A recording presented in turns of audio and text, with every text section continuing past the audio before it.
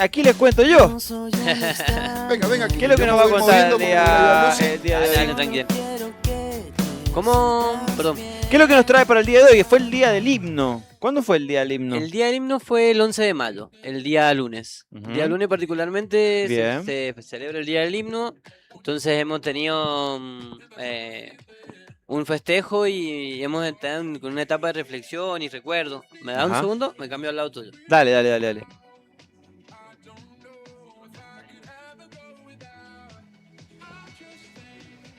Bien, como te decía, el día del himno particularmente se recuerda esa insignia patria que nosotros entonamos en todo acto, en toda Claro. fiesta patria, en todo momento que nos recuerda o que representamos a nuestra nación o que mueve un sentimiento.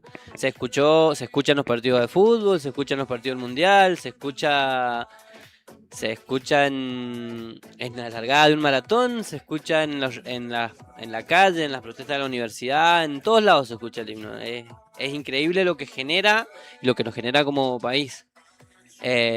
Particularmente hoy quería puntualizar en lo que se transformó de aquel himno que fue originalmente en 1813 a lo que nosotros cantamos hoy en día. Mucho más corto, ahora se ha cortado el himno. Un montón. El himno original tenía 9 estrofas, un coro que se repetía y duraba aproximadamente 20 minutos.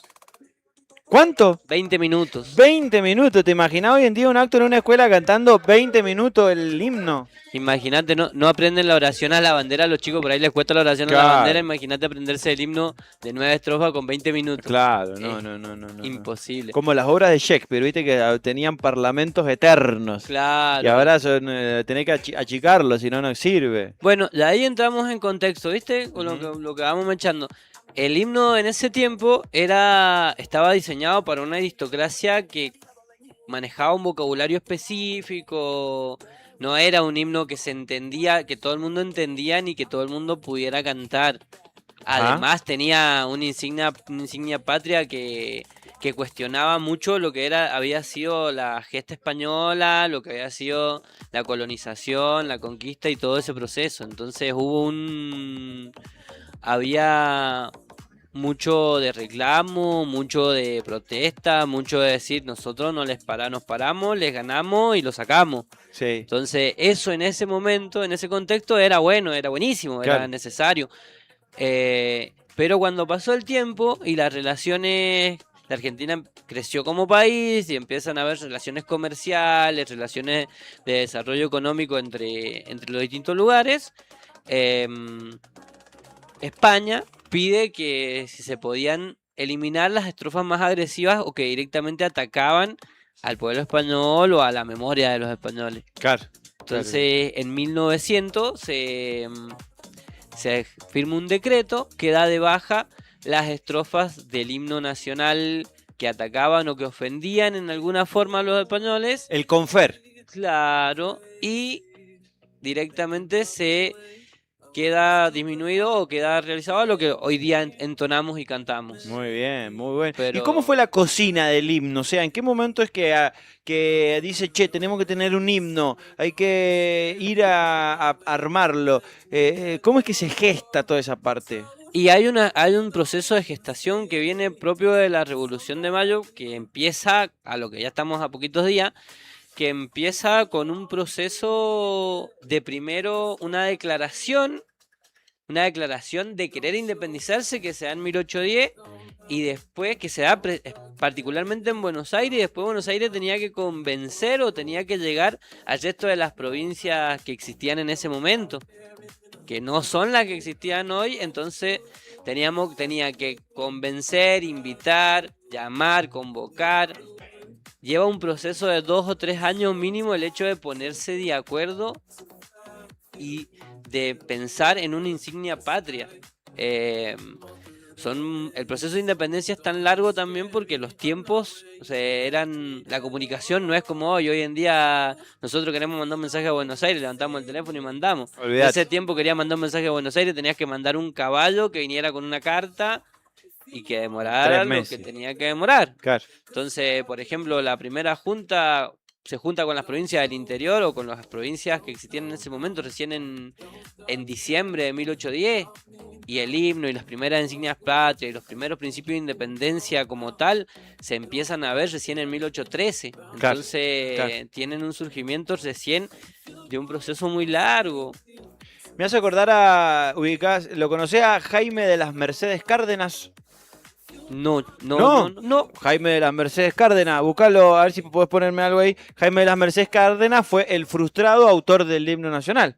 Leí, tenés razón, habían 2 versiones y cuando presentan la de Vicente López y Planes es tan buena que la del otro ni siquiera la presenta. Claro. Ni siquiera hace la presentación. Bueno, acá hay una trampa, hay un sesgo, porque Jaime de las Mercedes Cárdenas es un sketch de Capusotto, un personaje de Capusotto, que lo gracioso que tenía era, el tipo quería armar el himno nacional y lo mezclaba con canciones que hoy son de rock clásica, ¿viste? Dice, qué sé yo, ponele, oh, juremos con gloria a morir, con gloria a morir. Metía canciones. Metía los arreglos rockero, claro. Entonces es muy gracioso el personaje que hace Capusotto del autor frustrado del himno. Porque es verdad lo que vos decís, o sea, habían 2 pretendientes y uno fue, es tan bueno el himno que tenemos. Tan buena la letra, era tan buena la letra original para la época que el otro decidió ni siquiera presentarla, no había forma, no entendía cómo combatirla, cómo compararla, era increíble la letra del himno original. Bueno, ¿qué más tenemos para charlar un poco más con el Aquiles, como para ir pasando de temas? ¿Algo de las calles, puede ser? Ah, sí, eso cuando presentaron el programa, viste que Rano hablaba que hablamos de lo que se hizo viral, los videos y demás. Ah, ahí está el video, ajá. Sí, esto fue particularmente un reclamo que se da en la zona de Chilecito, en la ruta 40 vieja, entre Tres Esquinas y Chilecito. El 30 de abril hubo otra muerte en esos lugares. Entonces, el 1 de mayo, justo, viste que descansábamos ese viernes, aproveché, salí la bici. Y ese accidente me había removido muchas cosas porque yo tuve un familiar que falleció en un accidente similar. Ajá. Entonces, lamentablemente las sensaciones no eran lindas, no fue nada bueno y en ese momento me levanté pensando que había que hacer algo y se me ocurrió hacer un video también hablando lo que decíamos hace rato, también llevado por lo que ha tenido, el alcance que ha tenido el stream, en la difusión que se ha dado. Me sentí con el coraje y con la voluntad de hacerlo y tuvo muy buena repercusión, tuvo muchas cargadas también porque en el primer video que hacemos hay un sonido de la bicicleta que le faltaba grasa al pedal, es cierto, que tuvo muchas cargadas, tuvo mucho, sobre todo de los más conocidos y de los más allegados, términos jocosos, pero en el hecho del reclamo en sí también tuvo mucho éxito porque movilizó mucho a los vecinos, gracias a Dios, y ha logrado que hoy en día estén limpiando el lugar. Mañana en la noche tenemos una reunión con las distintas autoridades de los distintos entes que tienen que intervenir para ver si logramos darle una solución concreta. Esta calle ha tenido lamentablemente en los últimos años, yo siempre tomo el 2012 cuando hablo porque es cuando fallece mi primo, que es cuando lo asocio y es cuando tomo conciencia del peligro que tenía esa calle en sí. Pero desde ese momento hasta hoy, lamentablemente ha habido casi una muerte por año. Entonces muchos pibes jóvenes, mucha gente de la zona. No tan solo ha sido responsabilidad de la calle, no voy a ser tan hipócrita de decir no, todo culpa de la calle, no, mentira, hay responsabilidad humana también, pero si se pudiera lograr una solución, hubiera una solución que evitara que tanto peatones y ciclistas transitaran por la calle, habría habido menos accidentes. Claro. Entonces, lo que se busca es generar una solución. Se buscó generar una solución y la idea es tratar de llegar a una solución donde intervengan vecinos, familiares y los entes que tengan que intervenir. Yo en el primer video no atacamos y en ningún momento buscamos atacar a nadie porque la idea no es atacar sino buscar una solución.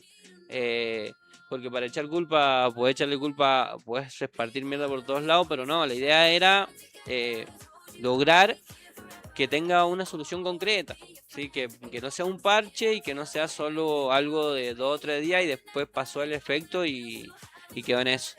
Entonces, ese tema particularmente fue muy sensible en ese momento, me sentí muy vulnerable en ese momento también, pero se hizo más que nada para esto, para provocar un efecto y para tener una solución.